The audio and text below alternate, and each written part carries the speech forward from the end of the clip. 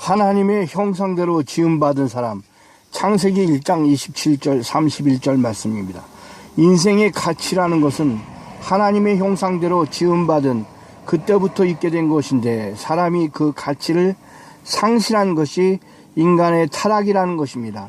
하나님은 신이신 고로 홀로 역사할 수도 없고, 자기 형상대로 지음받은 사람을 통하여 역사하는 것을 목적에 두고 천지만물을 창조한 동시에 사람을 창조하셨습니다. 모든 만물은 사람이 자기 사명을 감당하기 위해 일에 돕는 피조물이 되고, 사람은 그 만물의 도움을 받아 일할 수 있는 생활이 있게 된 것입니다. 만물이라는 것은 사람의 영광을 위해서 있고, 사람은 하나님의 영광을 위해서 있는 것입니다. 그러므로 사람이 복을 받으면 만물이 영광을 나타내고, 사람이 복을 받지 못하면 만물은 쇠약해지는 것이 인간 생활의 가치라는 것입니다. 이제 하나님의 형상대로 지음받은 인생의 사명에 대하여 우리가 좀 알아보아야 될 필요가 있습니다. 첫 번째, 하나님의 축복을 받는 사명이다. 27절과 28절. 하나님께서 얼마든지 복을 줄 수 있고 화를 줄 수 있는 것이 하나님의 지체라는 것입니다. 그러므로 사람은 복받을 수 있는 그릇으로 지음을 받았습니다. 사람은 복받을 수 있는 그릇으로 지음을 받았지, 화받는 복으로 지음받은 것은 아니라는 것입니다. 그러므로 복을 주시는 하나님께서 세 가지로 구분을 지어주시는 것입니다. 첫 번째, 만물은 은혜로 주는 것이다. 모든 동물은 사람에게 복을 주기 위한 활동기관입니다. 그러므로 이 복이라는 것은 절대로 만물이 사람을 괴롭히지 않고 전부 효과를 발휘하여 그 열매로 사람을 돕는 것입니다. 지금까지 우리가 태초부터 지금까지 동물들이 많은 사람들에게 필요와 같이 공존하는 자연환경으로서 동물들이 있었습니다. 그 사람이 복을 받을 때 만물은 열매가 좋아지고, 사람이 복을 받지 못할 때 만물은 열매가 적어지게 되는 것입니다. 열매가 좋아지는 것을 물권의 축복이라는 것입니다. 앞으로 물권이라는 것을 여러분들이 알아야 되는데요. 물권이라는 단어를 처음 들으신 분도 계실 것입니다. 이 축복은 아무것도 할 일이 없이 창조시에 무조건 인간에게 주어졌던 축복인 것입니다. 두 번째, 왕권의 축복이다. 왕권이란 것은 사람이 할 일을 충분히 할 때 받는 축복입니다. 계시록 5장 10절과 11절. 하나님은 이 축복을 주시는 것은 일한 것이 없이 무조건 주는 것이 아니고, 가장 강교한 뱀을 창조하여 꿰어보고 그 뱀의 세력을 이기면 받는 것이요, 이기지 못하면 받지 못하는 것이 복을 주는 공의로운 방법이라는 것입니다. 그러므로 사람이 뱀의 세력을 이기지 못하고 타락했다 하여도 이 왕권을 받기 위해서는 둘째 아담 예수를 보내서 역사하는 것이다. 그러니까 사람이 자기 혼자의 노력으로 이런 뱀의 세력을 이길 수 있는 축복을 받았다라고 말하는 사람이 될 수 없다라는 것입니다. 꼭 예수를 통해서 우리가 받을 수 있는데, 둘째 아담 예수를 보내어 역사하신 것이다. 그것은 성경 계시록 3장 21절에 나타나고 있습니다. 그러니까 인간의 노력, 인간의 외침으로 되는 것이 아니고, 나를 따르라 이런 것이 된다는 것이 아닙니다. 세세의 영광이다. 세 번째, 세세의 영광이다. 하나님은 이 세세의 영광을 당신의 가지신 동시에 그 영광을 사람에게 주되 왕권으로 주는 동시에 다음과 같은 영광을 주셨습니다. 물질계보다 더 화려한 도성을 주신다. 이 도성이라는 것은 흙에서 난 몸이 영체가 되어서 누리는 도성이다.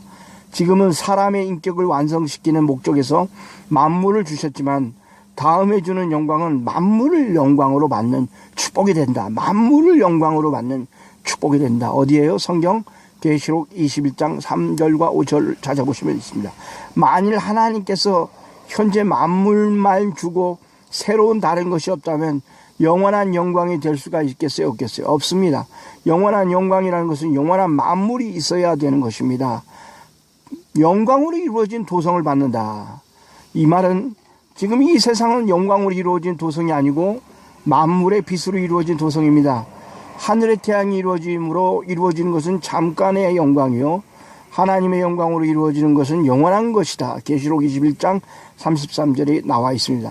만일 태양의 빛으로 밝아지는 도성만 있고 영광으로 이루어지는 도성이 없다면 사람에게 완전한 것이 있을 수 없습니다.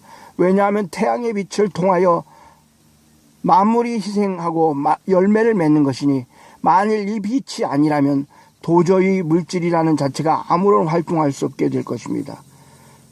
그러므로 영광의 나라는 하나님의 영광으로 이루어졌으므로 햇빛이 아무런 필요가 없다라는 것입니다. 두 번째, 충만케 하는 사명이다. 28장. 사람이라는 것은 하나님의 명령하에서 열매를 많이 이루어 놓는 것을 목적둔 사명입니다. 모든 식물은 씨 맺는 열매로 충만한 사명이 있고 동물은 동물로서 충만케 한 사명이 있습니다. 사람은 사람의 의로서 씨로서 충만케 한 사명이 있습니다. 그러나 사람이 범죄함으로 의로운 씨가 충만해지지 않고 악한 씨가 충만해질 때 하나님은 진노하게 되었습니다. 홍수 심판도 악한 씨를 없애기 위한 목적이요, 인류 종말에 바벨론이 한 시간에 불타는 것도 악한 씨를 없애기 위한 심판입니다. 이것은 하나님의 목적을 달성하기 위하여 행하는 심판입니다. 그러므로 세일 역사라는 것은 악한 씨를 없애고 의로운 씨만 눈으로 지면에 채우는 것을 말합니다. 이사야서 43장 19절과 21절. 하나님께서 야곱에게 언약을 세울 때 우리에게 약속하셨습니다. 언약을 살 때 내 씨로 말미암아 모든 그 열매를 먹기 위하여 땀을 흘리는 일밖에 할 줄 모르고 있다라고 말씀하셨습니다. 그러므로 열매를 먹고 바로 일할 사람이 열매를 먹기 위하여 노력하다가 죽고 만다는 것은 열매를 먹고 바로 일할 사람이 되지 못한 수치를 드러내는 것뿐이라는 것입니다. 하나님께서 열매를 먹게 한 사람에게 생육하고 충만하고 번성케 하여 땅에 충만하라, 정복하라, 다스리라 하신 것은 이상적인 사회와 나라를 이루라는 것을 말씀하고 있습니다. 사명이라는 것은 그 사람 그 자체가 먼저 완전한 인격을 가지게 되면 그 인격적인 열매로서 이상적인 나라를 이룰 수 있는 것이다 말씀하고 있습니다. 첫째 아담이 범죄하였으므로 죄사 세상이 이루어졌고, 둘째 아담 그리스도가 의를 행하였으므로 거룩한 세상이 이루어지게 되는 것입니다. 아담은 하나님의 형상대로 지음을 받았지만 그 형상대로 열매를 맺지 못하였기 때문에 첫째 열매로 가인을 낳게 되어 하나님을 대적하고 의인을 죽이는 일이 있었습니다. 그러므로 그 씨가 땅에 편만하게 될 때 하나님께서 홍수의 심판으로 그들을 전멸시키고 말았던 것입니다. 아담이 자기가 해야 할 사명을 하지 못하였으므로 그 열매는 심판의 대상자가 되는 악한 세상을 이루었던 것입니다.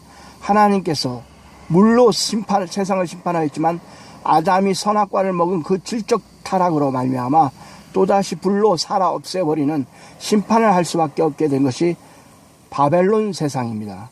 이것을 본다면 한 사람이 사명을 바로 감당하지 못한 죄로 전 세계가 멸망을 받게 될 것을 알 수 있습니다.